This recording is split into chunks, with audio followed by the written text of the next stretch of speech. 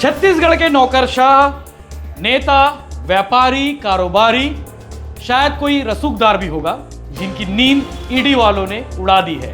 रोज नए नए अपडेट आ रहे हैं। आज भी एक और अपडेट आया है। अपडेट हमारे भिलाई के पप्पू ढिल्लन होटल, जिनके नाम से आप जानते हैं, उनका अपडेट है। हमारे भिलाई के रहने वाले एपी त्रिपाठी, जो आबकारी विभाग के बड़े अधिकारी थे, उनका अपडेट आया है। अपडेट ये आया है कि विशेष अदालत ने पप्पू ढिल्लन की जो रिमांड है वो 2 दिन बढ़ा दी है और एपी त्रिपाठी साहब की जो रिमांड है वो 3 दिन बढ़ा दी है। यानी कि ढिल्लन साहब से जो है 2 दिन और पूछताछ होगी और त्रिपाठी साहब जो आबकारी में वरिष्ठ अधिकारी रहे हैं उनसे 3 दिन और पूछताछ होगी।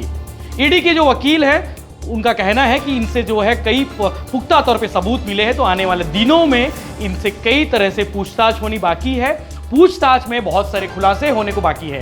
अब तक इस मामले में टोटल जो है 7 लोग जो है इनको आरोपी बनाया गया है। इनमें से 4 लोगों की जो है गिरफ्तारी हो चुकी है। अनवर ढेबर, एपी त्रिपाठी, पप्पू ढिल्लन और नीलेश पुरोहित, इनकी गिरफ्तारी हुई है। इसके अलावा इस मामले में शराब जो घोटाला हुआ है, जिसपे आरोप है कि कम से कम 2000 करोड़ का स्कैम छत्तीसगढ़ में हुए हैं। स्कैम क्या कुछ था वो भी हम आपको बताते हैं।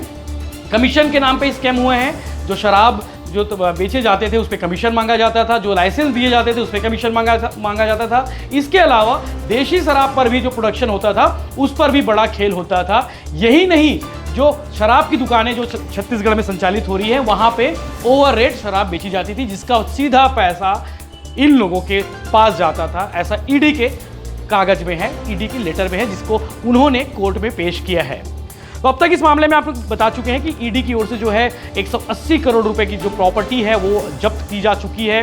कल ही की बात है, कल यानी कि 22 मई को 119 प्रॉपर्टी अलग अलग लोगों की जब्त की गई। लगभग 122 करोड़ के आसपास की प्रॉपर्टी है। इसमें सबसे ज़्यादा जो है अनवर ढेबर, जो एजाज ढेबर जो बड़े भाई हैं, महापौर है रायपुर के एजाज ढेबर, उनके बड़े भाई अनवर ढेबर, जिनकी सबसे ज़्यादा प्रॉपर्टी जब्त की गई है। लगभग 98 करोड़ के आसपास की प्रॉपर्टी अनवर ढेबर की जब्त की गई है। इसके अलावा आईएएस अनिल टूटेजा और एपी त्रिपाठी साहब जो है सेक्टर 9 भिलाई के रहने वाले हैं और इनका जो संबंध है, चाहे कांग्रेस की सरकार में हो चाहे भाजपा की सरकार में हो, दोनों से बेहतर रहे हैं। तो इसीलिए साहब ने आरोप की बात कर रहा हूं, इसीलिए साहब के ऊपर आरोप है कि इन्होंने भारी भ्रष्टाचार किया है।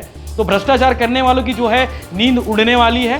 उसमें चाहे नेता हो, चाहे अधिकारी हो, चाहे वो रसूखदार हो, चाहे कोई उद्योगपति हो, उनकी जो है उनके खिलाफ जो कार्रवाई लगातार जारी रहेगी। और ईडी की ओर से जो वकील हैं उन्होंने कहा है कि जो सौरभ पांडे वकील साहब हैं, उन्होंने कहा है कि इनके खिलाफ जो है पुख्ता तौर पे सबूत मिले हैं। तो आने वाले दिनों में ये माना जा रहा है कि और भी कार्रवाई बढ़ सकती है। टोटल मैंने आपको पहले बता दिया है कि 180 करोड़ की जो प्रॉपर्टी है अटैच की जा चुकी है। अब तक इस मामले में विकास अग्रवाल, पप्पू ढिल्लन, अरविंद सिंह, नीलेश पुरोहित, एपी त्रिपाठी, आईएएस अनिल टूटेजा, अनवर ढेबर को आरोपी बनाया गया है, जिसको लेकर जो है लगातार अपडेट्स आते जा रहे हैं, लगातार जांच जारी है। और अब तक जो है इस मामले में अलग अलग 50 सर्च ऑपरेशन चलाए गए थे। ये भी आपको बता दें कि जब ईडी ने जब कोर्ट में पेश किया अपना कागज, उसमें ये बताया था उन्होंने, ईडी वालों ने, कि हमने किस तरीके से इन्हें ट्रैप किया, कैसे इनके खिलाफ जांच की। तो वो सब कुछ उन्होंने बताया कि ढिल्लन साहब जो किसी शख्स से बात कर रहे थे उसे भी ड्रोन से सर्वे कराया गया, यानी कि ड्रोन से भी इन्होंने स्कैनिंग की है, ड्रोन से भी सर्च किया गया है।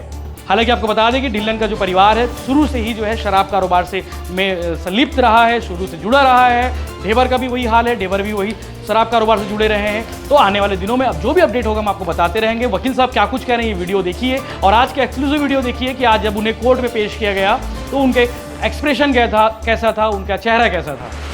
लिकर स्कैम केस में 2 अरेस्टी को जो हमारे पास थे, अरुणपति त्रिपाठी और त्रिलोक सिंह ढिल्लों को हमने आज पेश किया।